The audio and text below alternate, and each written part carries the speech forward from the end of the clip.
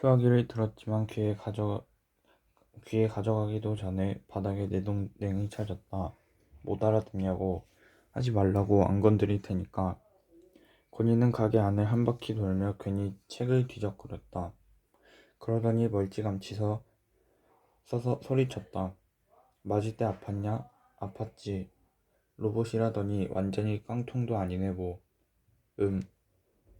입을 열다 말았다. 내 상태에 대한 설명은 언제나 어려웠다. 특히 부연을 도와줄 엄마가 사라진 후엔 더더욱. 예를 들어 춥다거나 덥다거나 배고프다거나 아픈 거 그런 건 나도 느껴. 안 그러면 살아있을 수가 없겠지. 그게 다야. 간지러운 것도 느껴. 간지럽히면 웃기도 하고 아마 그럴걸. 그런 장난을 당한 게 너무 오래전이라 확신할 순 없지만 내 말에 고니가 바람 빠지는 소리를 냈다. 어느새 카운터 앞에 와 있었다. 뭐 하나 물어봐도 되냐? 나는 어깨를 으쓱했다. 고니는 눈길을 딴 데 돌렸다. 너네 할머니 죽었다며 진짜냐? 응, 엄만 식물인간이라며. 굳이 말하자면 그렇다고 할 수 있지. 네 눈앞에서 그렇게 됐다며. 어떤 남자한테 칼 맞아서. 그래, 근데 넌 그냥 보고만 있었다며.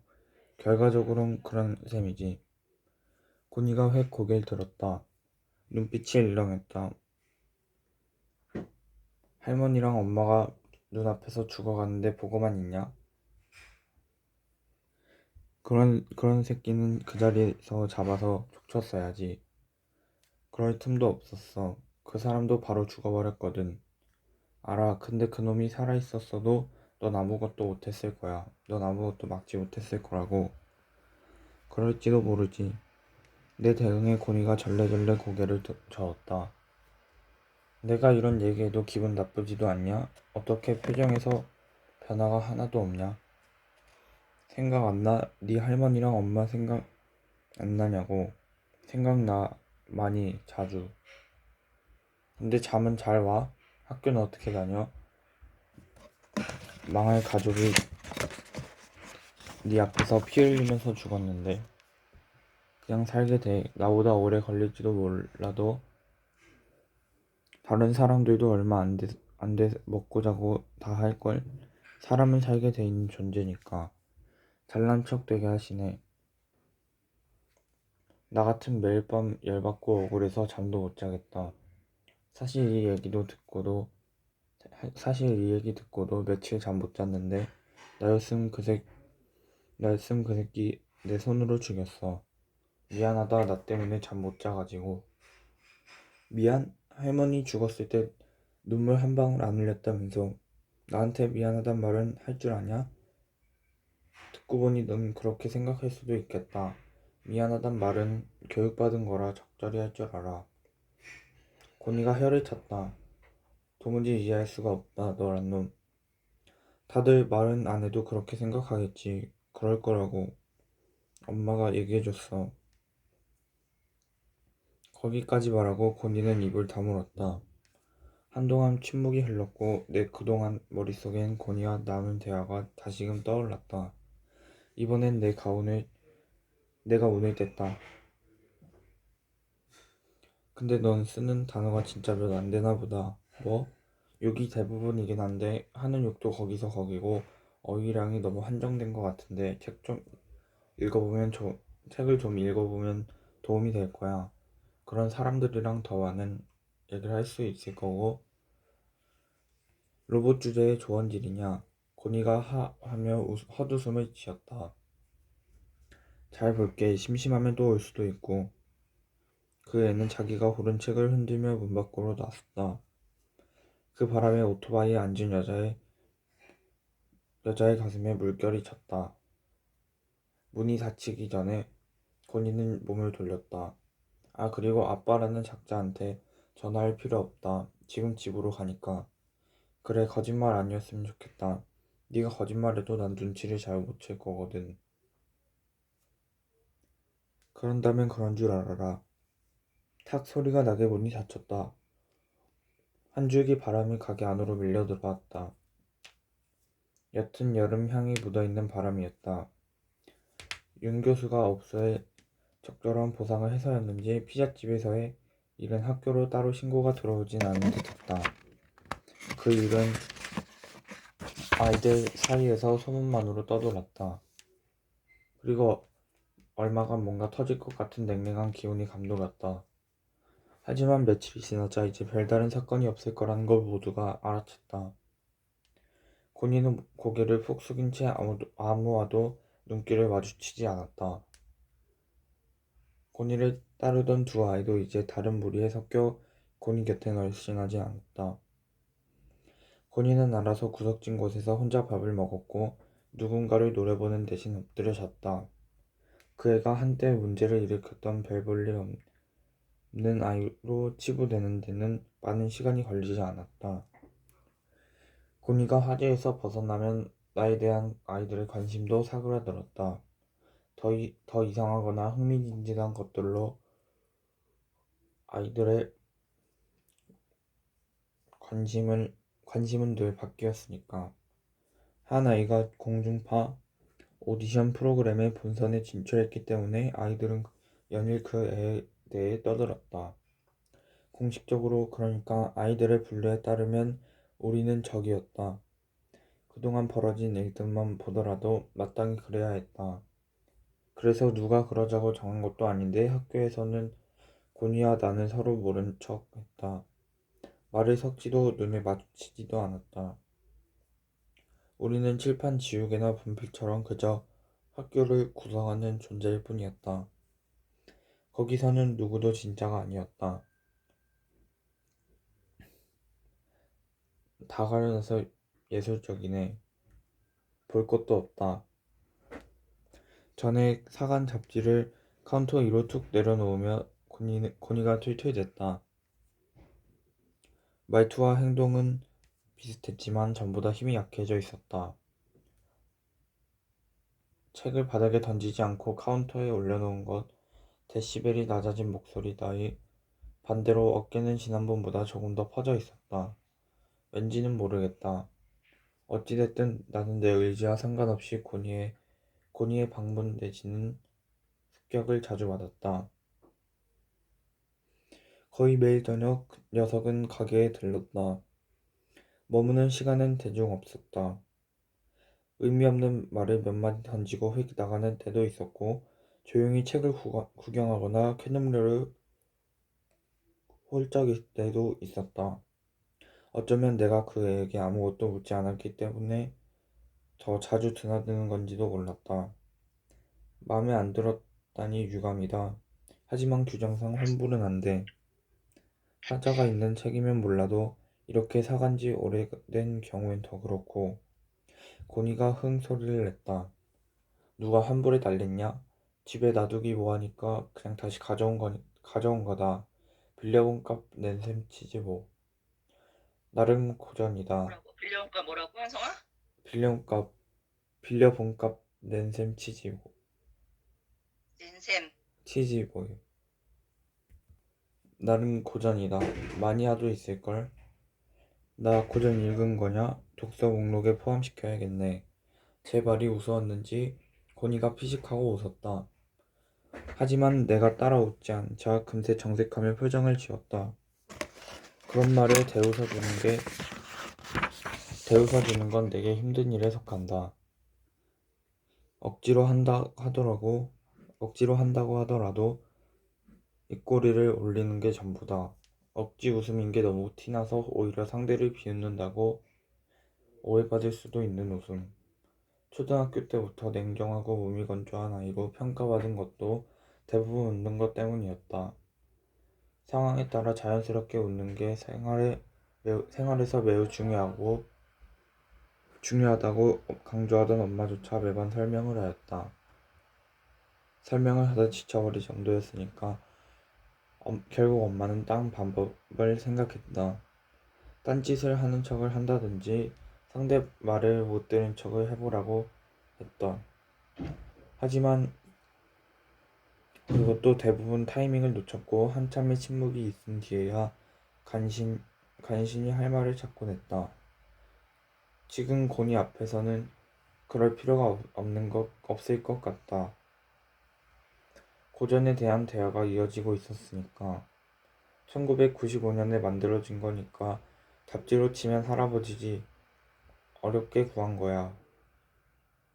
남들은 인정 안 할지도 모르는데 진정한 고전이긴 해. 그럼 다른 책도 한번 추천해줘봐. 고전으로. 그런 종류의 고전? 그래, 네가 말한 진정한 고전. 고전은 은밀한 곳에 놓는 법이다. 고니를 구석의 서가로 안내했다.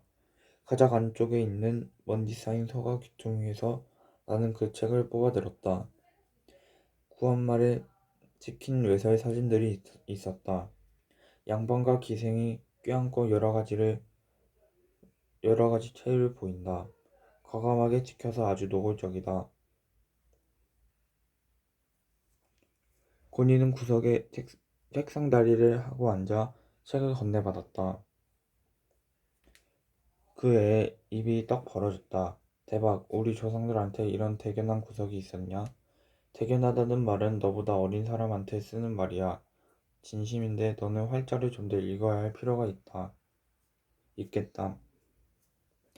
그렇게 말하면서 군인은 페이지를 넘겼다. 한 장 한 장 유심히 보며 규칙적으로 침을 꼴깍 삼켰다.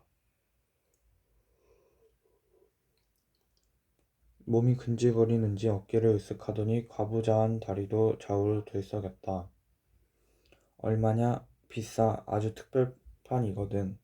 복사본이긴 해도 소장 가치가 있지. 이거 찾는 사람도 있냐? 진정한 고전을 아는 사람들이 찾겠지. 얼마 없어서 진짜 수집가 아니면 안 팔 거야. 그러니까 너도 조심해서 봐라. 고니는 책을 탁 덮고 주변 책들을 뒤적였다. 펜트하우스, 허슬러, 플레이보이, 썬데이 서울. 귀하고 비싼 것들이었다. 이런 건 누가 공수해왔냐? 엄마가 센스 있으시네. 말해놓곤 고니는 덧붙였다. 칭찬이다. 장사 수완 있으시다고. 그 말은 틀렸다. 엄마는 장사 수완과는 거리가 멀어도 한참 먼 사람이었다. 나와 관계된 일들이 아니면 엄마는 오로지 낭만과 기분을 쫓아 대부분의 일을 결정하는 사람이었고 헌책방을 차린 것부터가 그 증거였다. 가게를 연 초반에 엄마는 어떤 책들로 책방을 꾸며야 할지 고민했다. 특별한 테마가 떠오르진 않았나 보다. 그저 헌책방들처럼 여러 가지 기술서적, 학술서적, 문제집, 어린이책, 문학책 따위로 어느 정도 구색을 갖추기로 했다. 그러고 나서도 돈이 조금 남자 엄마는 그 돈으로 한 책방 안에 작은 커피 머신을 들여놓겠다고 했다. 책과 향긋한 커피. 딱이었다. 엄마 생각엔. 커피 머신은 얼어 죽을 콧방귀 낀 건 할멈이었다. 할멈은 짧은 말 몇 마디로 엄마를 발끈하게 하는데 아주 소질이 있었다. 엄마는 자신의 고상한 취미가 조롱 섞인 언어로 재단된 것에 분노했다. 할멈은 눈도 깜짝 안 하고 나지막이 덧붙였다. 야, 한 책이나 가져다 놔라. 엄마가 입을 떡 벌린 채 흥흥 소리만 내자 할멈은 설득의 기술을 발휘했다. 기몽도 그림도 추나가 제일 멋지더라. 지나면 다 고전이다. 자극적일수록 더 가치 있는 고전이 되지. 그런 책부터 구해. 그러곤 수미상관으로 마무리했다. 커피 머신은 얼어 죽을. 엄마는 며칠을 골똘히 고민하더니 할멈의 제안을 받아들이기로 했다. 엄마는 인터넷을 뒤져 철 지난 잡지를 팔겠다는 사람들을 수소문했고 용산역에서 처음으로 한 남자와 직거래를 했다. 양이 많아서 나와 할머니도 따라갔다. 40대 후반으로 보이는 남자는 여자 둘의 청소년 하나인 우리의 조합에 놀라는 듯 하더니 엄마에게 돈을 건네고 쌩하니 사라졌다. 잡지는 노끈으로 묶여있어 표지가 그대로 보였다. 돌아오는 지하철 안에서 사람들은 우리 셋과 우리 앞에 놓인 잡지 뭉치에 자주 눈길을 줬다. 그럴만도 하지. 다 벗은 여자가 노끈에 묶여 있으니. 할멈이 혀를 차다 엄마의 원성을 들었다. 엄마가 시켜서 하는 거니까 공범 아닌 척하지 마. 그 뒤로 몇 차례 직거래가 성사됐고 그러다 보면 건이에게 보여준 것 같은 희귀한 자료도 건지곤 했다. 그렇게 몇 번이나 발품을 판 끝에 고전 컬렉션이 완성됐다. 불행히 이 겨우엔 할멈의 하늘이 빗나갔다. 가끔씩 성인 잡지의 코너에서 아저씨들이 책을 뒤적이는 모습을 본 적은 있다. 그러나 이 시대는 엄마의 20대 시절 부끄러움을 무릅쓰고 에로 비디오를 직접 구입해야 하는 시대가 아니었다. 은밀한 짓은 온갖 경로로 집에서 아무도 모르게 해결할 수 있게 되었다. 그러니 2010년대 후반에 헌책방에서 야한 책을 그것도 여자 주인 앞에 내놓는 게 예사로운 일은 아닌 거다. 어느 중고 레코드 가게 사장이 인테리어를 한다며 몇 권을 사간 걸 제외하곤 그쪽 세 개의 고전들은 단 한 권도 팔리지 않았고 그 구석에 처박혔다. 낙권으로 당당하게 산 사람은 고니가 처음이었다. 그날 고니는 고전이라는 걸 핑계 삼아 몇 권의 책을 더 사갔다. 대여는 안 되느냐고 묻길래 나는 여기 책을 파는 곳이지 빌려주는 곳이 아니라고 강조했다. 알았다 꼴통아. 어차피 보고 다시 돌려줄 거야. 집에 보관하긴 뭐하잖냐. 욕은 여전했지만 확실히 전보다 부드러운 어조였다. 며칠 뒤 고니는 또다시 책들을 가지고 돌아왔다. 나는 돌려줄 필요가 없다고 말했지만 고니는 받아 새끼야 하면서 고집을 부렸다. 옛날 거라 심히 보수적이더라. 내 취향이랑은 너무 거리가 멀어. 더 이상 실랑이 해도 소용없을 것 같아서 책들을 받았다. 그런데 중간에 몇 페이지가 떨어지고 없었다. 가운데가 오래진 페이지도 있었다. 마치 미처 찢지 않은 표제가 눈에 띄었다. 브룩실즈, 고니가 제 발이 저린지 나를 쏘아보았다. 이거 되게 구하기 힘든 거였는데 리즈 시절 브룩실드가 실린 잡지 중에 책장이 제대로 남아있는 게 얼마 없거든. 그 여자 사진 더 없냐? 보여줄까? 카운터에 있는 컴퓨터를 줬다. 브룩실즈 리즈 시절 이라고 칩고 이미지를 검색해 클릭했다. 브룩실즈가 쏟아져 나왔다. 어린 시절부터 젊음의 정점에 이를 때까지의 모습들이 고니가 연신 감탄했다. 어떻게 사람이 이렇게 생길 수가 있냐. 입을 해벌레 벌리고 사진을 한 장씩 넘기던 고니가 갑자기 액 소리를 냈다. 뭐냐 이 사진은. 브룩시즈 최근이라는 제목이 달린 사진이었다. 50이 넘어 주름이 가득한 얼굴이 모니터를 채웠다. 젊음은 사그라들었지만 젊었을 때의 미모가 아주 없는 것은 아니었다. 하지만 본인은 그렇게 생각하지 않는 것 같았다. 나 지금 진심 충격받은 거 아냐? 환상이 완전히 깨졌어. 차라리 보지 말걸. 원해서 변한 건 아니니 그러지 마라. 세월은 그 누구도 비껴갈 수 없고 살다 보면 별 희한한 일들을 다 겪게 돼. 누군 몰라? 넌 무슨 말 한마디가 노인네 같냐? 미안하다고 해야 되는 거니? 아 진짜 왜 이런 식으로 변한 거야? 왜 보여줬어? 이게 다 너 때문이잖아. 그날 고니는 브룩실즈와 나에게 번갈아 화만 잔뜩 내다가 아무것도 사지 않고 그냥 갔다. 그러더니 이틀 만에 다시 나타났다. 궁금해서 그러는데 뭐? 나 요 며칠 동안 브룩실즈 사진 계속 봤다. 옛날 사진 말고 요새 얼굴들. 그 얘기하려고 온 거? 요새 너 좀 까본다. 그 의도는 아닌데 그렇게 생각됐다면 유감이고 어쨌든 브룩시즈 사진 보니까 여러 가지 생각이 드는 거야. 어떤 운명과 시간, 내 입에서 나온 말치곤 새롭다. 넌 새끼야 단순한 말도 재수없게 하는 거 아냐? 모른다, 잘났다, 고맙다. 갑자기 고니가 웃었다. 숨 한 번에 5개의 화가 분절되어 들어있었다. 여기서 웃음이 나오는 포인트가 대체 뭐지? 화지를 돌렸다. 침팬지나 고릴라도 웃는 거 알아? 뭐 그렇다 치고 그럼 인간의 웃음과 다른 점은 알게 뭐야. 어차피 잘난 척 하려는 거면 그냥 말해라. 사람은 숨 안에 웃음이 실려 있는데 유이 너는 내쉬는 숨에 한 번씩밖에 못 웃어. 복식 호흡 하듯이 하 하 하 하 하고 말이야. 복근 생기겠네. 건이가 그렇게 말하고 또 웃었다. 이번엔 키드득 하고 그러고선 웃음을 진정시키듯 숨을 한 번 들이신 뒤 길게 내뱉었다. 휴, 뭔가 달라진 것 같았다. 조금 전과는 무언가가. 근데 운명과 시간이라니 무슨 얘긴데? 내가 물었다. 곤이랑은 이런 식의 대화가 처음이라 낯설었지만 그만두어야 한다는 생각은 들지 않았다. 말로 하긴 힘든데 그러니까 브룩실즈는 젊었을 때 알고 있었을까? 늙은 거라고. 지금이랑은 전혀 다른 모습으로 나이 들어 있었을 거라는 거.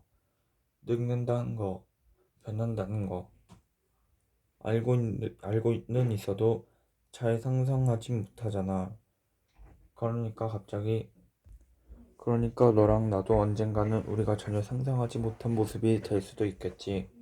그럴 거야. 어떤 방향이든 그게 인생이니까. 잘 나가다 또 재수없네. 곤이라는 아이 말. 잘 나가다 또 재수없네. 그래봐야 너나 나나 살아온 횟수도 같거든. 횟수가 아니가 횟수야. 횟수가 아니고. 고니가 손바닥을 올렸다가 내렸다. 확 그냥 이라고 말하면서 이상하게 이제 더 이상 그런 옛날 잡지 보기 싫다. 즐겁지 않아. 아름다운 것들이 시들어가는 상상이 돼서. 너 같은 새낀 영영 이해 못하겠지만 브룩실즈한테 흥미가 떨어졌다니. 너한테 도움이 될 다른 책을 추천해 줄 수는 있다. 줘봐. 고니가 싱겁게 대꾸했다. 나는 외국 작가가 쓴 사랑의 기술을 추천해 줬다. 제목을 본 고니는 묘한 미소를 짓고는 돌아갔다. 며칠 지나지 않아 다시 찾아왔다. 이딴 개소리는 집어치우고 역정을 내긴 했지만 그래도 그렇게 의미 없는 추천은 아니었다. 어느덧 계절은 5월 초에 초입에 들어서고 있었다. 5월 정도면 많은 게 익숙해진다. 신학기의 낯섦도 사라진다. 사람들은 계절의 여왕이 5월이라고 말하지만 내 생각엔 좀 다르다. 어려운 건 겨울이 봄으로 바뀌는 거다. 언 땅이 녹고 움이 트고 죽어있는 가지마다 청천연색 꽃이 피어나는 것. 힘겨운 건 그런 거다. 여름은 그저 봄의 동력을 받아 앞으로 몇 걸음 옮기기만 하면 된다. 그래서 나는 5월이 한 해 중 가장 나태한 달이라고 생각했다. 한 것에 비해 너무 값지다고 평가받는 달. 세상과 내가 가장 다르다고 생각되는 달이 5월이기도 했다. 세상 모든 게 움직이고 빛난다. 나와 누워있는 엄마만이 영원한 1월처럼 딱딱하고 잿빛이었다. 방과 후에만 문을 열었으므로 당연히 책방의 매출은 좀처럼 오르지 않았다. 오름지기 장사란 되지 않으면 접어야 한다던 할머니 말도 떠올랐다. 매일 먼지를 쓸고 닦았지만 두 사람이 사라진 공간은 점점 낡아가는 느낌이었다. 나 혼자 이 공간을 언제까지 감당할 수 있을까? 서가 사이를 걷다가 들고 있던 책들을 우르르 떨어뜨렸다. 그 바람에 책장에 손끝이 베었다. 습기를 잔뜩 먹은 헌책방에서 자주 벌어지는 일은 아니다. 빳빳하고 두꺼운 종이로 만든 백과사전이라 운이 없었을 뿐이었다. 낙하하는 핏방울을 멍하니 바라보았다. 바닥에 붉은 핏방울이 도장처럼 톡톡 찍힌다. 뭐해 피나잖아. 곤이다. 들어온 줄도 몰랐는데 어느새 다가와서 말한다. 안 아프냐? 곤이의 눈이 동그랗다. 얼른 휴지를 뜯어 손에 쥐어준다. 이 정도는 괜찮은데 피나면 아픈 거야. 진짜 바보냐? 곤이가 화를 냈다. 생각보다 많이 비었는지 휴지가 금세 빨갛게 물들었다. 곤이는 새로 휴지를 말아 내 손에 쥐었다. 꽉 잡은 손가락에서 맥이 고동쳤다. 한참 그러고 있자 피가 멎었다. 곤이가 언성을 높였다. 네 몸 건사할 줄도 모르냐? 아프긴 한데 참을만 해서. 피가 줄줄 흐르는데 참을만 해? 너 진짜 로봇이냐? 그렇게 생각하니까 그렇게 대충대충 얼버무리니까 네 할머니 엄마가 눈앞에서 그 꼴을 당하는데 멍청이 서있지. 아프겠단 생각 막아야겠단 생각도 못했겠지. 화도 안 내고 아무것도 모르니까. 그래 의사들이 그렇게 타고났대. 사이코패스. 초등학교 때부터 아이들이 나를 놀릴 때 쓰던 대표적인 단어다. 엄마와 할멈은 길길이 뛰었지만 사실 나는 그 말에 어느 정도 동의했다. 나는 진짜 그런 거, 선생님이 얘한테 사이코패스라고 한다고? 나는 진짜 그런 건지도 모른다. 누군가에게 상처를 입히거나 죽여도 죄책감이든 혼돈이든 아무것도 못 느낄 테니까. 그렇게 타고났으니까. 타고나 그 말이 세상에서 제일 재수없는 말이야. 고니가 말했다. 얼마 후 고니는 투명한 플라스틱 통을 가지고 왔다. 어디서 구했는지 그 안에는 나비가 한 마리 들어있었다. 날갯짓을 하기엔 통 안이 너무 좁은지 나비가 여기저기 둔탁하게 부딪히는 소리가 들렸다. 이게 뭐야? 건강교육. 고니의 얼굴에 웃음기는 없었다. 장난은 아닌 거다. 그 애는 조심스레 손을 넣어 나비를 손으로 잡았다. 꽃잎처럼 얇은 날개를 잡힌 나비가 힘없이 버둥댔다. 어떨 것 같아? 고니가 물었다. 움직이고 싶을 것 같아. 나비를 꺼낸 고니는 한 손에 날개를 한쪽씩 잡더니 조금씩 옆으로 늘기 시작했다. 나비의 더듬이가 여기저기 휘었고 몸통은 심하게 버둥거렸다. 나한테 뭔가를 느끼게 하려고 이런 짓 하는 거라면 그만둬. 왜? 나비도 아플 테니까. 네가 아픈 것도 아닌데 어떻게 알지? 팔을 잡아당기면 아프니까. 그런 건 경험이다. 본인은 그만두지 않았다. 나비의 몸부림도 극심해졌다. 본인은 날개를 잡고 있으면서도 시선을 딴 데로 돌렸다. 아플 것 같아? 그게 전부면 안 되지. 그럼 예를 들면 네가 아플 것 같은 느낌이 들어야지. 내가 왜 아파? 난 나비가 아닌데. 좋아, 계속 가보자. 네가 뭔가를 느낄 때까지. 고니가 날개를 더 잡아당긴다. 여전히 딴 데를 보면서. 그만하라고 말했을 텐데. 생명을 갖고 장난치는 건 나쁜 거다. 교과서처럼 나불대지 마. 말했잖아. 네가 정말 뭘 느끼면 그때 놓아주겠다고. 그 순간 나비의 날개 한쪽이 찢어졌다. 아이고, 고니의 입에서 짧고 급한 숨이 튀어나왔다. 한쪽 날개를 잃은 나비는 남은 날개를 헛되이 놀리며 제자리에서 빙글빙글 돌았다. 불쌍하단 생각 안 드냐? 고니가 씩씩대며 물었다. 불편해 보여. 불편해 보이는 게 아니라 불쌍해. 불쌍해 보이지 않냐고. 그만두자. 아니, 고니는 허둥대며 주머니에서 뭔가를 꺼냈다. 바늘이었다. 그 애는 바닥을 돌고 있는 나비에게 바늘을 가져다 냈다. 뭐 하는 거야? 똑똑히 봐. 그만둬라. 똑똑히 봐. 안 그럼 다 박살날 줄 알아. 알았어? 나는 책방이 난장판 되는 것을 원하지 않았고 곤이라면 능히 그러고도 남을 아이라는 걸 알았다. 곤이는 의식을 찌르는 제사장이라도 된 양 나비를 노려봤다. 순식간에 나비의 몸통이 바늘에 꽂혔다. 나비는 소리 저런. 없이 발버둥 쳤다. 자신이 할 수 있는 최대한으로 파닥거리며 필사적으로.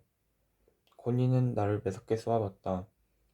그러곤 이를 악물더니 남아있던 나비의 한쪽 날개마저 뗐다. 표정이 변하는 건 내가 아니라 건이 쪽이었다. 눈썹이 눈에 띄게 움찔거리기 시작했고 비웃을 듯 올라갔던 입술은 이빨에 꽉 물려 있었다. 어때 이제 좀 마음이 움직이냐? 이래도 불편해 보이기만 하냐? 그게 네가 느끼는 전부냐고. 이제는 아플 거라고 생각해. 몹시 근데 불편해 보이는 건 너다. 그래 난 이런 거 좋아하지 않거든. 화끈하게 패든가 죽여버리든가 이런 게 낫지. 그런 식으로 미적거리며 고문하는 거 아주 질색이야. 그럼 왜 하는데? 난 어차피 네가 원하는 걸 보여줄 수가 없어. 닥쳐. 어느새 고니의 얼굴이 뒤틀려 있었다. 소각장에서 내게 발길질 하던 그날로 돌아간 것 같았다. 고니는 나비에게 뭔가를 더 해보려고 했지만 그럴 수 없었다. 날개도 없이 몸에 바늘이 꽂힌 채 빙빙 도는 나비. 더 이상 나비라는 단어가 어울리지 않았다. 벌레는 온몸으로 고통을 표현하고 있었다. 앞뒤 옆으로 빙빙 돌며 초라해진 모습으로 사력을 다했다. 그만두라고 외치는 걸까? 끝까지 살고 싶어서 그러는 걸까? 그저 본능일 거다. 감정이 아닌 감각이 주는 본능. 젠장을 못 해먹겠네. 쿵쿵쿵. 고니는 나비를 땅에 던지더니 몇 차례 밟고 지디기는 듯 힘을 다해 밟았다. 나비가 있던 자리엔 작은 점 같은 흔적이 남아 있었다. 나는 나비가 편한 곳으로 갔기를 바랐다. 그러고 나비가 불편해하는 걸 막을 수 있었더라면 좋았을 거라고 생각했다. 나는 그날 있었던 일이 눈싸움 같은 거였다고 생각한다. 뭐 같은 거? 눈싸움 같은 거. 아니 걔 남자애 왜 그러는 게임이다. 먼저 눈을 감는 쪽이 지는 것뿐이다.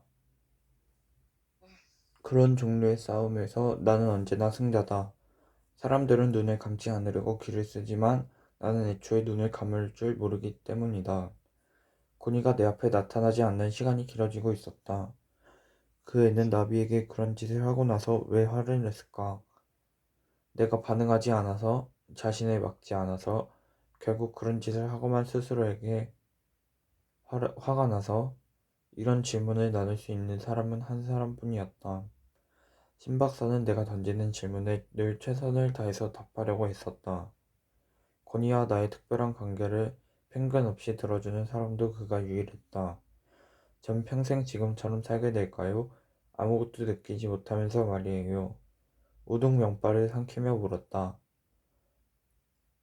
신 박사는 가끔 내게 밥을 사줬는데 면 종류를 좋아했다. 취향이 빵 아니면 면인 모양이었다. 그는 단무지를 끝까지 씹어 삼키곤 입을 닦았다. 어려운 질문이구나. 나는 이렇게 말하고 싶다. 너한테서 그런 질문이 왔다는 것 자체가 이미 굉장한 변화라고. 그러니까 노력을 해보자고 말이야. 어떤 노력을 해야 하는데요? 타고난 머리의 문제라면요. 엄마가 시켜서 매일 아몬드도 먹었지만 아무 소용이 없었어요. 글쎄, 아몬드를 먹는 대신 자극을 주는 건 조금 효과가 있을지 모르겠다. 뇌라는 놈은 생각보다 멍청하거든. 편도체가 작게 태어났지만 노력을 통해 가짜 감정이라도 자꾸 만들다 보면 뇌가 그걸 진짜 감정으로 인식할지도 모른다는 게 신박사의 말이었다. 편도체의 크기나 활성화에 영향이 있을지도 모른다고. 어쩌면 다른 사람들의 감정을 읽는 게 조금은 쉬워질지도 모른다고. 지난 16년간 꼼짝 않던 머리가 이제 와서 변할까요? 예를 들어주마. 스케이트에 전혀 소질이 없는 사람이 백날 연습한다고 해서 최고의 스케이터가 되지는 못할 거다. 타고난 음치가 오페라의 아리아를 멋들어지게 불러 청중의 갈채를 받는 것도 불가능하겠지. 하지만 연습을 하면 말이다. 적어도 비틀거리며 얼음 위로 조금씩 나아가는 것 정도는, 서툴게나마 노래 한 소절을 부르는 것 정도는 가능해진단다. 그게 바로 연습이 허용하는 기적이자 한계란다. 천천히 고개를 끄덕였다. 납득은 됐으나 설득되진 않았다. 과연 나에게도 적용되는 말일까? 이런 고민을 언제부터 했었니? 얼마 전부터요. 계기나 이유가 있었니? 글쎄요. 남들은 다 본 영화를 나만 못 보고 있는 거랑 비슷한 것 같아요.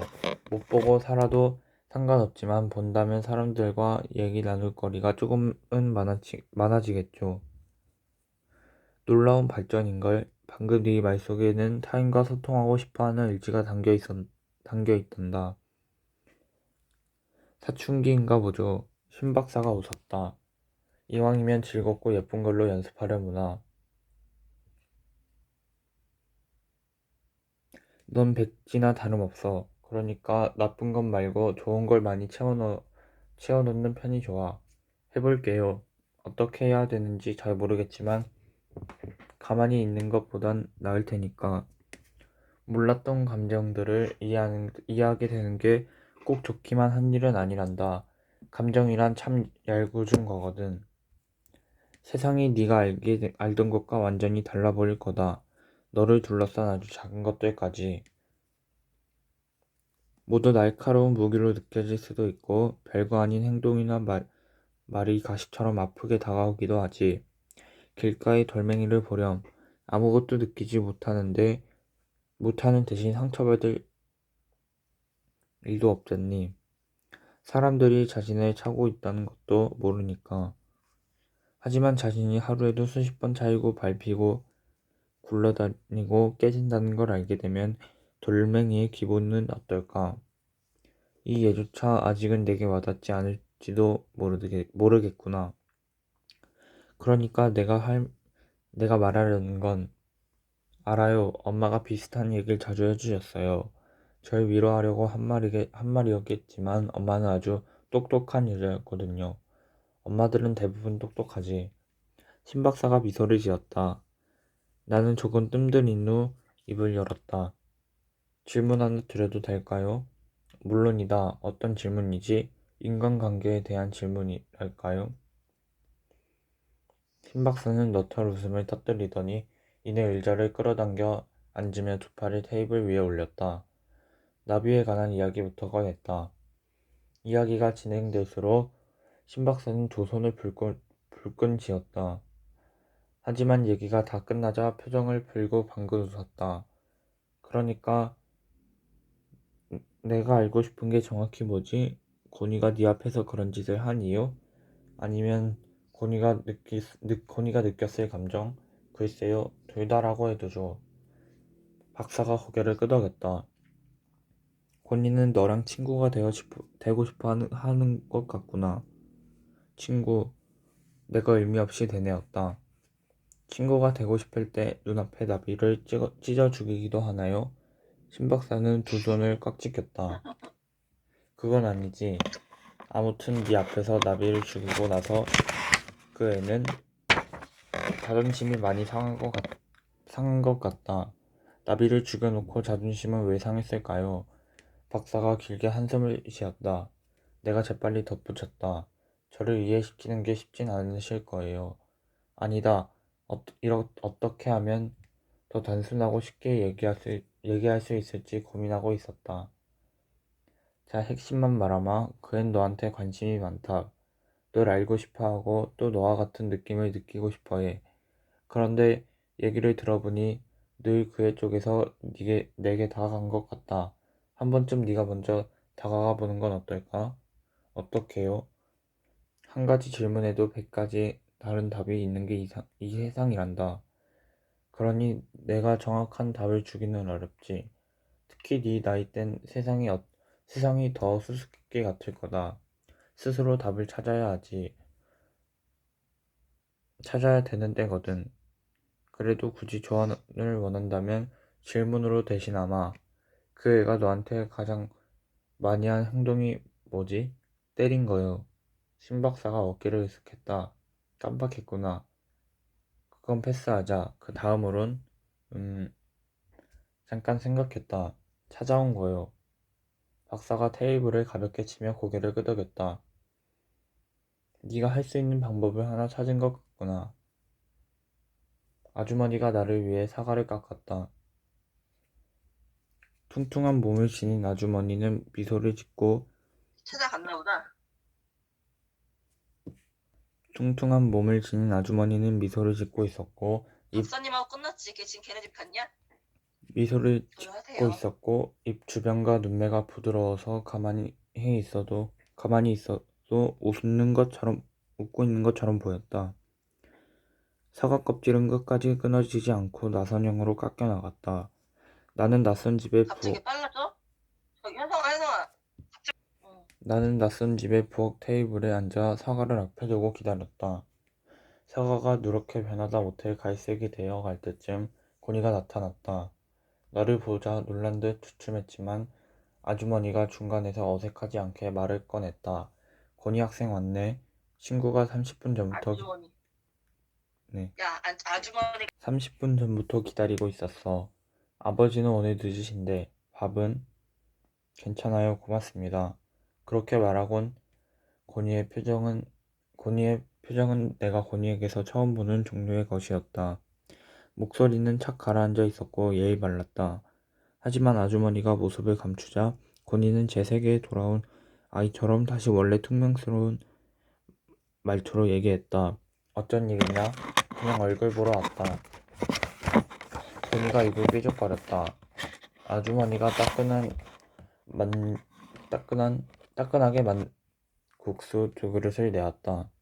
실은 배가 몹시 고팠는지 고니는 국수를 받자마자 요란하게 후루룩거리기 시작했다. 일주일에 2번씩 일하러 오시는 게 되게 좋아. 적어도 아빠라는 사람이랑 같이 있는 것보단 편하니까. 고니가 작게 중얼거렸다. 여전히 아빠와는 친해지지 못한 것 같았다. 고니가 살고 있는 곳은 학교와 무척 멀었다. 윤 교수의 집은 한강이 내려다 보이는 깨끗하고 화려한 아파트의 꼭대기층이었고 거기에선 서울을 상징하는 대부분의 것들을 볼 수 있었다. 하지만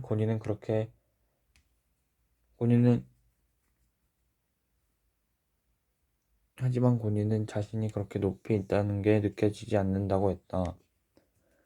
아버지와 아들은 말을 섞지 않은 지 오래였다. 초반에 너무 힘을 쓴 윤 교수는 아들과의 관계를 포기하고 말았다. 그는 수업이나 학회를 핑계로 자주 집을 비웠고 둘의 간극은 좁혀지지 않았다. 그 남자 말이야. 고니가 말했다. 그동안 내가 어떻게 살아왔는지 한 번도 물어본 적이 없어. 내가 그곳에서 어떤 생활을 했는지, 어떤 애들과 어울렸는지, 어떤 꿈을 꾸고 어떤 일로 절망했는지 그 사람이 날 만난 다음에 제일 먼저 한 게 뭔 줄 알아? 강남에 있는 학교에 날 쳐넣은 거야. 거기 가면 내가 모범적으로 공부해서 대학이라도 갈 줄 알았나 봐. 근데 첫날 가보니까 나 같은 놈은 결코 어울릴 수 없는 물인 거야.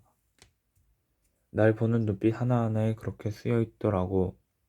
그래서 깽판을 좀 쳤지. 거긴 얄짤없더라. 며칠 만에 쫓겨났어. 고니가 콧바람을 뿜었다. 간신히 전학시킨 게 여기야. 그나마 인문계라면 체면은 섰겠지. 그 사람은 내 인생에 시멘트를 쫙 들이붓고 그 위에 자기가 살게 한 새 물건을 지을 생각만 해. 난 그런 애가 아닌데. 고니가 바닥을 노려보았다. 난 아들이 아니야. 잘못 찾아온 잡동사니지. 그래서 그 여자가 죽기 전에 얼굴도 못 본 거고. 엄마. 어쩌다가 그 단어가 나올 때면 고니는 갑작스러운 침묵에 빠졌다. 어디서건 그러니까 책에서건 영화에서건 지나가던 사람들의 입에서건 엄마라는 단어가 나오면 권이는 음소거 버튼을 누른 것처럼 하던 말을 멈췄다. 그 애가 엄마에 대해 기억하는 건 한 가지뿐이었다. 따뜻하고 보드라웠던 엄마의 손, 엄마의 얼굴은 그려지지 않아도 적당히 땀이 밴 촉촉하고 부드러운 손의 감촉은 잊을 수 없었다. 얘는 어디 갔다 오는? 그 손을 잡고 햇볕 아래에서 그림자 놀이를 하던 기억이 난다고 했다.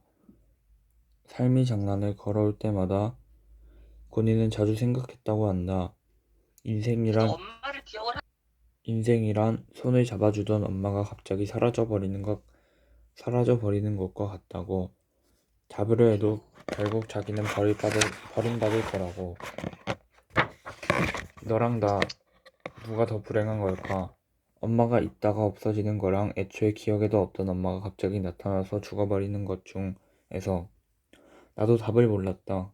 권이는 한동안 고개를 숙이고 있더니 입을 뗐다. 내가 그동안 널 왜 찾아간 줄 알아? 두 가지 이유가 있었어. 하나는 적어도 너는 다른 사람들처럼 날 쉽게 판단하지 않더라고. 네 별난 머리 덕에 그 별난 머리 덕에 나빙이 뭐니 뻘짓만 했지만. 그리고 두 번째, 권이가 잠깐 희죽거렸다. 사실 물어보고 싶은 게 있었다.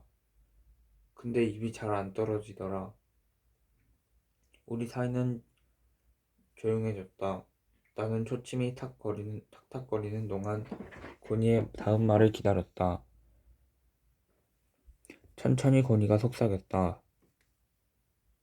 어땠어 그 여자? 질문을 이해하는데 시간이 좀 걸렸다. 넌 만나봤잖아. 한 번뿐이지만. 기억을 되짚었다. 꽃으로 가득한 방과 회색빛 얼굴이 떠올랐다. 그땐 몰랐지만 그 얼굴 안에 담겨있던 권이의 모습도 너랑 닮았어. 사진 봐도 난 모르겠던데. 권이가 쳇 하고 코웃음을 쳤다. 그러면서 또 묻는다. 어디가 닮았는데? 이번엔 나를 정면으로 쏘아본다. 나는 내가 기억하는 아줌마의 얼굴을 권이의 얼굴 위에 겹쳤다. 눈, 얼굴, 윤곽, 웃을 때 표정, 눈꼬리가 길어지면서 입가에 작은 보조개가 파이는 거. 권이가 고개를 돌렸다. 근데 널 보고 나라고 생각한 거잖아. 그 상황에선 누구라도 그랬을 거야. 네 얼굴에서 자기랑 닮은 곳을 찾으려고 했을 거 아니야.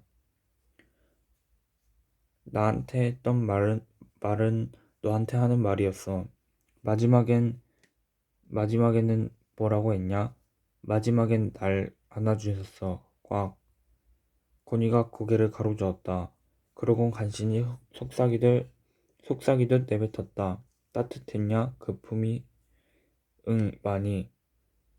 솟아올라 굳어있던 권이의 어깨가 천천히 내려가기 시작했다.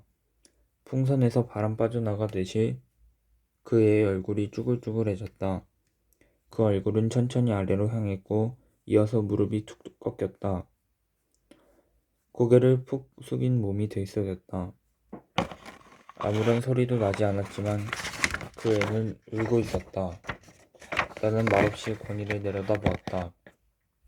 쓸데없이 키가 커진 느낌이었다. 여름방학 내내 우리는 만났다. 피부가 끈적할 만큼 습했던 그 여름밤에 권이는 가게 앞에 평상에 드러누워 내게 많은 이야기들을 들려주었다. 하지만 여기서 권이에게 들은 이야기를 그대로 옮기는 게 무슨 의미가 있을까 싶다. 권이는 그저 자신의 인생을 살았을 뿐이다. 버려지고 헤집어지고 때로는 지저분해